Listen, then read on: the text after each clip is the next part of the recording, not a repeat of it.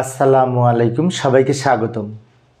প্রিয় শিক্ষার্থী বন্ধুরা, আজকে আমি যে হিসাব বিজ্ঞান সপ্তম অধ্যায় কার্যপত্রের বিশেষ করে 10 কলাম বিশিষ্ট কার্যপত্র পূর্বে একটি ক্লাসে আলোচনা করেছিলাম।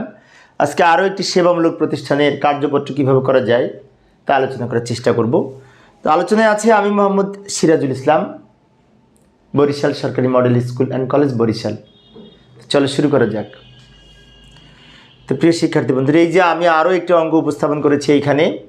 তো এই অঙ্কটি লক্ষ্য করলে দেখতে পাই এখানেও দুইটা সমন্বয় আছে, আবার পূর্বের ক্লাসটাও দুইটা সমন্বয় ছিল। আমি দুইটা করে সমন্বয় ছোট্ট ছোট্ট করে অল্প অল্প করে আলোচনা করি, কারণ বড় অঙ্ক হলে ধরবে না। আর পরীক্ষায় কিন্তু ছোট ছোট অঙ্কই আসে কার্যপত্রের। তো গতকাল যে দুইটা সমন্বয় করেছি সেই দুইটার সাথে দুইটার মিল নাই, কিন্তু আলাদা আরও আজকে নতুন দুইটা সমন্বয়ের আমি এই কার্যপত্রের মাধ্যমে সমাধান দেখাবো। এই রেওয়া মিল, এই সমন্বয়, এই হচ্ছে প্রশ্ন। ক নম্বরে বলেছে সমন্বয় জাবেদা প্রস্তুত করো, খ নম্বরে 10 ঘোড়া কার্যপত্র প্রস্তুত করো, আর গ নম্বরে বলেছে সমাপনী দাখিলা প্রস্তুত করো, তাই না? আগের মতোই সেম, কিন্তু এখানে তথ্য আলাদা। তাহলে আমরা ক নম্বরের সমাধানের চেষ্টা করি। এই যে সমন্বয় জাবেদা ছক অঙ্কন করলাম, জাবেদার ছক। আচ্ছা, ওই সমন্বয় দুইটা নিয়ে আসি, যে নিয়ে আসলাম সমন্বয় দুইটা।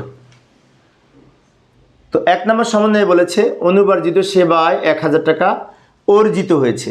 অর্থাৎ অঙ্কের মধ্যে কিন্তু অনুপার্জিত সেবা আয় ছিল, অগ্রিম আয় ছিল, তার মধ্যে হতে 1000 টাকা অর্জিত হয়েছে। আচ্ছা, অর্জিত হলে এই অনুপার্জিত সেবা আয় কমে যাবে আর সেবা আয় বৃদ্ধি পাবে।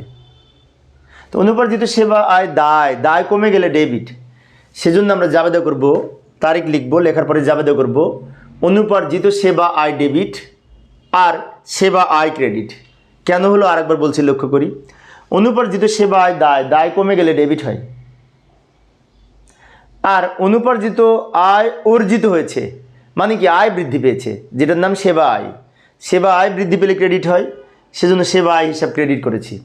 টাকা হবে সমন্বয়ে যেটি লেখা আছে সেটাই হবে, কারণ এখানে সরাসরি বলেছে এত টাকা অর্জিত হয়েছে। এবার পরের সমন্বয়টা পড়ি। এখানে আমি ব্যাখ্যায় লিখতে পারি যে অনুপার্জিত সেবা আয় অর্জিত হয়েছে। পরের সমন্বয়টা পড়ি। অগ্রিম বীমার 500 টাকার মেয়াদ উত্তীর্ণ হয়েছে। তো মেয়াদ উত্তীর্ণ হলে যে অংশটুকু উত্তীর্ণ হয়েছে ওটুকু নিয়ে জাবেদা করব। অর্থাৎ অগ্রিম বীমার রেওয়া মিলে ছিল, তার মধ্যে হতে 500 টাকা খরচ হয়ে গেছে, এক্সপায়ার্ড, অর্থাৎ মেয়াদ উত্তীর্ণ হয়েছে। তো খরচ হলে বিমা খরচ ডেবিট হবে, খরচ বৃদ্ধি পেলে ডেবিট। তাই জাবেদায় লিখব বিমা খরচ ডেবিট। আর কার মধ্যে হতে হয়েছে? অগ্রিম বিমার ভিতর থেকে খরচ হয়েছে, অগ্রিম বিমা রেওয়া মিলে ছিল, তাই অগ্রিম বিমা ক্রেডিট। বিষয়টি আবারও বলছি, এই 500 টাকার মেয়াদ উত্তীর্ণ হয়েছে, জাবেদা হবে বিমা খরচ ডেবিট, অগ্রিম বিমা ক্রেডিট। ব্যাখ্যায় লিখব যে বিমা খরচ সমন্বয় করা হলো। এইভাবে আমরা দুইটা সমন্বয় জাবেদা করলাম। ক শেষ হলো, আবার উদ্দীপকে ফিরে যাব। তো উদ্দীপকে খ নম্বরে বলেছিল কার্যপত্র প্রস্তুত করতে। তো কার্যপত্রের ছক আমি একটু দ্রুত এই যে টেনে রাখলাম সময় সেভ করার জন্য। তো লক্ষ্য করি কার্যপত্র 10 ঘোড়া কার্যপত্র যেহেতু বলেছিল খ নম্বরে, তো এইখানে যে রেওয়া মিলের 2টা কলাম, সমন্বয়ের 2টা কলাম, সমন্বিত রেওয়া মিলের 2টা কলাম, আয় বিবরণীর 2টা কলাম, আর্থিক অবস্থার বিবরণীর 2টা কলাম, মোট 5 দুগুণে 10 কলাম, 10 ঘোড়া বিশিষ্ট কার্যপত্র। প্রথমে রেওয়া মিল নামে যে কলামটি থাকবে সে রেওয়া মিলের মধ্যে ওই যে প্রশ্নে যে রেওয়া মিল আছে, যেভাবে আছে আমরা সেইভাবে এখানে তুলেছি। রেওয়া মিলে 8টা আইটেম ছিল, সেই 8টা আইটেম এখানে হুবহু দেখে দেখে লিখেছি, প্রশ্ন দেখে লিখেছি। এইবার রেওয়া মিলের পরে সমন্বয়ে টাকা লিখব, সমন্বয় জাবেদা দেখে। তো কিছুক্ষণ আগে আমরা 2টা সমন্বয় জাবেদা করলাম না, সেই 2টা সমন্বয় জাবেদা এখানে ছোট্ট করে লিখে রেখেছি আমি। এই যে এই সমন্বয় জাবেদা দেখে দেখে সমন্বয় টাকা লিখব। প্রথম সমন্বয় জাবেদা কি আছে? অগ্রিম সেবা আয় ডেবিট। তাহলে দেখবো এখানে অগ্রিম সেবা আয় আছে কিনা। এই যে অনুপার্জিত সেবা আয়, অনুপার্জিত সেবা আয় ডেবিট মানে কি? অনুপার্জিত সেবা আয়, এই যে অনুপার্জিত আয় আছে, এইটা ডেবিট দিকে টাকা লিখব, এই 1000 টাকা, কারণ এখানে ডেবিট, সেই জন্য জাবেদায় যেহেতু ডেবিট আছে অনুপার্জিত সেবা আয়, সেজন্য অনুপার্জিত আয় ডেবিট দিকে লিখব। আর সেবা আয় যেহেতু ক্রেডিট, তো সেবা আয় খুঁজবো, এই যে সেবা আয়, এটার ক্রেডিট দিকে লিখব। বিষয়টা আবারও বলি, অনুপার্জিত সেবা আয় আর সেবা আয় দুইটা নামই এখানে আছে, যেহেতু আছে সেজন্য অনুপার্জিত সেবা আয়ের ডেবিটে লিখেছি আর সেবা আয়ের ক্রেডিট দিকে টাকা লিখলাম। এইবার পরের জাবেদারে পড়ি, বিমা খরচ ডেবিট। তো বিমা খরচ এখানে নাম নাই, না থাকলে বিমা খরচ নাম লিখব, লিখে ডেবিট দিকে টাকা লিখব, কারণ এখানে লেখা আছে বিমা খরচ ডেবিট। আর অগ্রিম বিমা ক্রেডিট, তো অগ্রিম বিমা আছে কিনা দেখব। এই যে অগ্রিম বিমা আছে, অগ্রিম বিমা যেহেতু ক্রেডিট তাই অগ্রিম বিমার এই ক্রেডিট দিকে টাকা লিখব, অর্থাৎ বিমা খরচ নাম লিখে ডেবিটে লিখলাম, যেহেতু বিমা খরচ নাম ছিল না তাই নতুন করে নাম লিখব। আর অগ্রিম বিমা আছে রেওয়া মিলে, তাই খুঁজে সেই অগ্রিম বিমার ক্রেডিট দিকে টাকা লিখেছি। এইবার আমরা যোগ বিয়োগ করার পালা, সমন্বয় দুইটা লিখেছি। এবার এই রেওয়া মিল আর সমন্বয় দুইটা যোগ বিয়োগ করে এইখানে টাকা লিখব। নগদ তহবিল ডেবিটে আছে, এদিকে আর কোথাও টাকা নাই, তাহলে সরাসরি ডেবিট দিকে লিখে দিব। মূলধন ক্রেডিটে আছে, আর কোথাও টাকা নাই, তাহলে সরাসরি মূলধন ক্রেডিট দিকে লিখে দিব। এই যে সমন্বিত রেওয়া মিল ক্রেডিটে। অগ্রিম বিমা এখানেও আছে এখানেও আছে, তাহলে কি করব, এইখানে কিন্তু অগ্রিম বিমা, তো অগ্রিম বিমা ডেবিটে আছে 1500 আর সমন্বয়ের ক্রেডিটে আছে 500, তাহলে ডেবিট থেকে ক্রেডিট বিয়োগ করে 1000 টাকা হয়। এখন 1000 টাকা ডেবিট বড়, সেই জন্য ডেবিট দিকে লিখব। প্রাপ্য হিসাব এদিকের কোথাও নাই, তা প্রাপ্য হিসাব 22400, সরাসরি যেহেতু ডেবিটে আছে তো ডেবিট দিকে লিখব। অনুপার্জিত সেবায় একটু ভালো করে লক্ষ্য করি, অনুপার্জিত সেবায় রেওয়া মিলে আছে ক্রেডিটে, সমন্বয়ে আছে ডেবিটে, তাহলে ক্রেডিট থেকে ডেবিট বিয়োগ করব। ক্রেডিট যেহেতু বড়, ক্রেডিট 1100, ডেবিট 1000, 1100 থেকে 1000 বিয়োগ করে 100 টাকা থাকে। এই 100 টাকা কিন্তু ক্রেডিট বড়, তাই 100 টাকা যেহেতু ক্রেডিট বড় তাই ক্রেডিট দিকে লিখব, এই ক্রেডিট দিকে। সেবায় এটাও ক্রেডিট আবার এটাও ক্রেডিট, ক্রেডিট ক্রেডিট যোগ করে ক্রেডিট দিকে লিখব 24400। ভাড়া খরচ একটি মাত্র আইটেম, আর কোথাও কিছু নাই, সরাসরি এইটা এইখানে লিখব। বেতন খরচ একটা মাত্র আইটেম, আর কোথাও কিছু নাই, তো সরাসরি ডেবিটে লিখব। বিমা খরচ একটা মাত্র আইটেম, কোথাও কিছু নাই, তো এইখানে লিখলাম। তো আমাদের কিন্তু সব লেখা হয়ে গেছে। সমন্বিত রেওয়া মিল ইচ্ছে করে এখানে যদি যোগ করি তাহলে দুই দিক সমান হবে, তো যোগটা আমরা পরে করব, সমস্যা নেই। এবার কি করব, এই সমন্বিত রেওয়া মিল দেখে পরের ছকটা পূরণ করব, আয় বিবরণী। এখন আমরা জানি যে সমন্বিত রেওয়া মিলে আয় ব্যয় দায় মালিকানা সব আছে, বাট এর মধ্য হতে যেগুলো আয় আর ব্যয় মুনাফা জাতীয় সেইগুলি এই আয় বিবরণীতে বসবে, আর সম্পদ দায় এবং মালিকানা যেগুলি সেগুলি যে আর্থিক অবস্থার বিবরণীতে বসে, এগুলো তো আমরা জানি। বিষয়টা আরেকবার রিপিট করছি, লক্ষ্য করি, আয় বিবরণীতে বসবে আয় এবং ব্যয়, ক্রেডিট দিকে আয় লিখব, ডেবিট দিকে ব্যয় লিখব, আর আর্থিক অবস্থার বিবরণীতে বাকিগুলো বসবে সম্পদ দায় মালিকানা সত্ত্ব। তো আমরা একবারে লিখতে লিখতে যাই, তাহলে সুবিধা হবে। যেমন হাতে নগদ, এই শেষের টাকাগুলি লিখব, কিন্তু হাতে নগদ কিন্তু সম্পদ, তাই সম্পদ পাশে বসবে। মূলধন মালিকানা সত্ত্ব, তা এই মূলধনে এখানে চলে যাবে। বিমা খরচ অগ্রিম বিমা 1000 সম্পদ, তো এই সম্পদ পাশে বসবে। প্রাপ্য হিসাব সম্পদ, এই সম্পদ পাশে বসবে। অনুপার্জিত সেবা 100 টাকা, এটা দায়, অনুপার্জিত সেবা আয় কিন্তু দায়, তা এটা এইখানে বসবে দায় পাশে সবার শেষে। সেবা আয় এইটা হচ্ছে আয়, তো কিছুক্ষণ আগে বলেছি আয় আয় বিবরণী ক্রেডিটে বসবে, সেজন্য আয় বসবে এই আয় বিবরণী ক্রেডিট দিকে। ভাড়া খরচ খরচ আয় বিবরণী ডেবিটে লিখব। বেতন খরচ খরচ আয় বিবরণী ডেবিটে লিখব। বিমা খরচ খরচ আয় বিবরণী ডেবিটে লিখব। লেখা শেষ।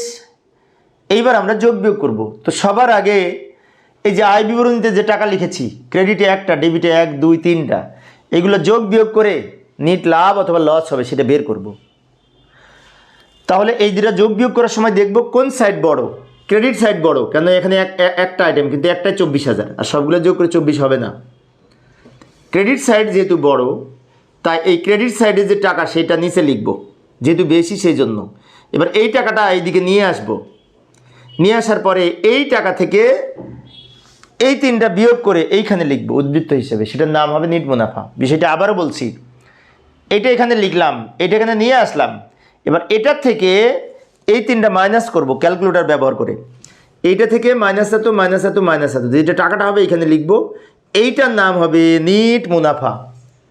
এখন কেন নিট মুনাফা হলো? কারণ এই ক্রেডিট দিক বড়, ক্রেডিট দিক মানে কি আয় বড়, আয় বেশি হলে তো মুনাফা হবে, সেজন্য এটা এখানে লিখে এটা এখানে নিয়ে এসে এটা থেকে এটা বাদ দিয়ে এটা পেয়েছি, যেটি নিট মুনাফা। তো এই নিট মুনাফাটা আর একবার এই আর্থিক অবস্থার বিবরণীতে বসবে, কারণ নিট মুনাফাটা মূলধনের সাথে যোগ হয়। তাহলে এই নিট মুনাফাটা এই যে মূলধন নামে যে আইটেম আছে মূলধনের সাথে যোগ করব, কিন্তু প্রশ্ন হচ্ছে মূলধন এইখানে, নিট মুনাফা এইখানে, তো যোগ করা তো সম্ভব না। যেহেতু যোগ করা সম্ভব না, সেই জন্য মূলধন যেহেতু ক্রেডিটে বসেছে, নিট মুনাফাটাও ক্রেডিটে লিখব। কারণটা কি? কারণ নিট মুনাফা দ্বারা মূলধন বৃদ্ধি পায় এবং নিট মুনাফাটা মালিকানা সত্ত্ব। তো মালিকানা সত্ত্ব এই আর্থিক অবস্থার বিবরণী ক্রেডিট দিকে বসবে। কেন ক্রেডিট দিকে বসবে? এটি দ্বারা মূলধন বৃদ্ধি পাবে। তাই মূলধনের সাথে যেহেতু যোগ করার সুযোগ নাই, তাই মূলধন যেদিকে এটাও সেদিকে লিখব।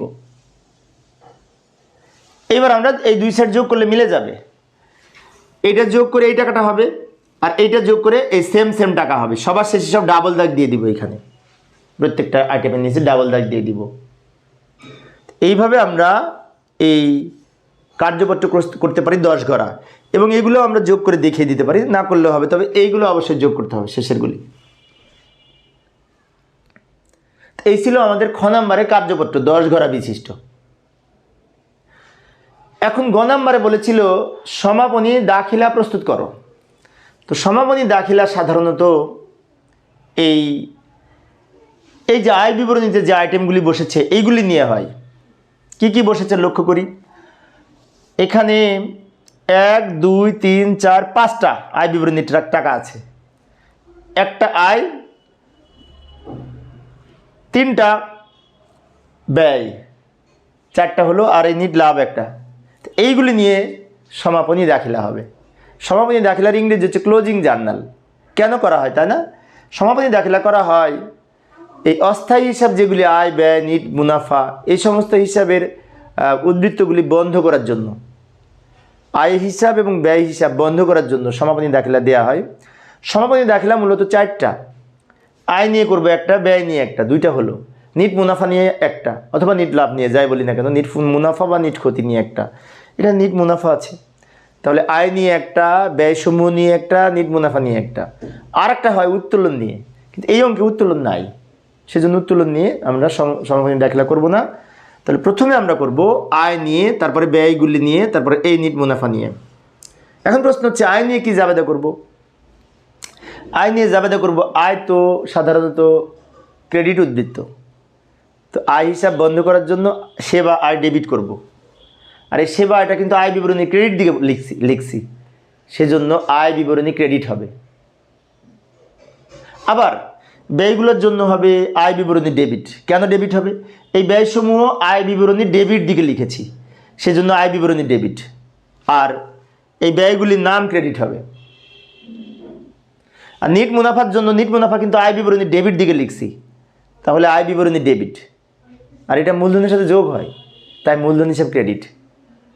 এই আমি বুঝিয়েছি, এখন আমি সমাধান করব। যাই পরের পেজে যাই। এই যে জাবেদা ছক অঙ্কন করে আমরা কাজ করি, এগুলি নিয়ে আসি। এই যে টাকাগুলো এখানে নিয়ে আসলাম, এটা দেখে দেখে আমরা এখানে জাবেদা করব। প্রথমত সেবা আয় নিয়ে জাবেদা করব। সেবা আয় ডেবিট হবে, কারণ সেবা আয় বন্ধ করতে হবে। সেবা আয় ক্রেডিট ব্যালেন্স কমে গেলে ডেবিট হবে, তাই সেবা আয় ডেবিট। সেবা আয় ডেবিট করার সাথে সাথে সেবা আয় হিসাবটা কিন্তু বন্ধ হয়ে যাবে। আর এই সেবা আয়ের টাকাটা কিন্তু আয় বিবরণীর ক্রেডিট দিকে লিখছে, মনে আছে? সেজন্য আয় বিবরণী ক্রেডিট। টাকা লিখবো এই 24,400 টাকা, ব্যাখ্যায় লিখতে পারি সেবা আয়ের উদ্বৃত্ত আয় বিবরণীতে স্থানান্তরিত হলো।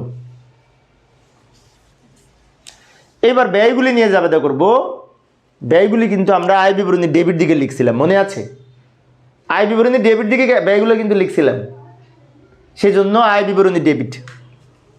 আর এই ব্যয়গুলির নাম ক্রেডিট হবে। বেতন খরচ ক্রেডিট, ভাড়া খরচ ক্রেডিট, বিমা খরচ ক্রেডিট। আয় বিবরণী ডেবিট দিকে আমরা লিখছি, কিন্তু বেতন খরচ, ভাড়া খরচ, বিমা খরচ, সেজন্য আয় বিবরণী ডেবিট। আর এই বেতন, ভাড়া, বিমা এগুলো বন্ধ করতে হবে। বন্ধ করতে হলে উল্টা জাবেদা করতে হয়। উল্টা মানে কি? এগুলো যদি ডেবিট ব্যালেন্স, আমরা যদি ক্রেডিট করি তাহলে এই হিসাবগুলি বন্ধ হয়ে যাবে। এবার টাকা লিখবো কিভাবে? ভাড়া খরচ, বেতন খরচে লিখবো এই বেতনের টাকা, ক্রেডিট দিকে আগে লিখে নিই, তারপরে যোগ করে ডেবিটে লিখব। ভাড়া খরচে লিখবো ভাড়ার টাকা, বিমা খরচে লিখবো বিমার টাকা। এবার এই তিনটা যোগ করে এইখানে টাকা লিখব।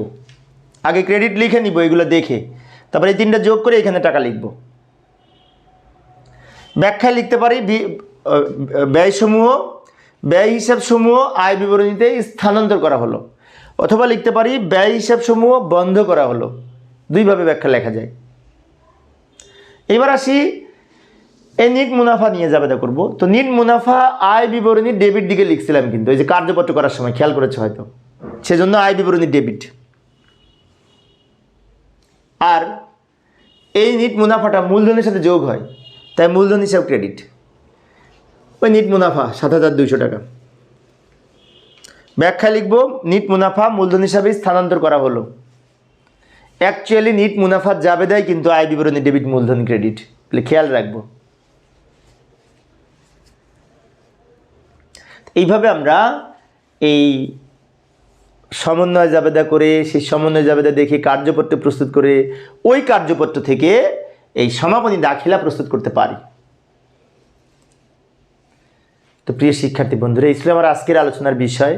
আমি অল্প অল্প করে আলোচনা করি যাতে তোমরা ভালো মতো বুঝতে পারো। তো পরিশেষে সবাই ভালো থাকবে এবং সুস্থ থাকবে, এই কামনায় খোদা হাফেজ।